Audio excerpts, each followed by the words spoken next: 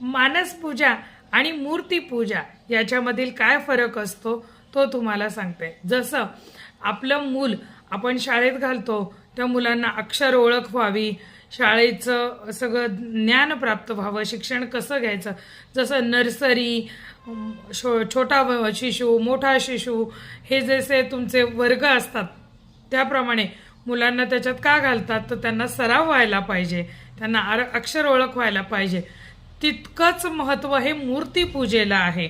मूर्तीमध्ये अडकायचं नाहीये, पण त्या मूर्तीची पूजा कशी करावी, आधी काय करावे, नंतर काय करावे, नंतर काय करावे, याच्यासाठी मूर्तीपूजन करायचं आहे।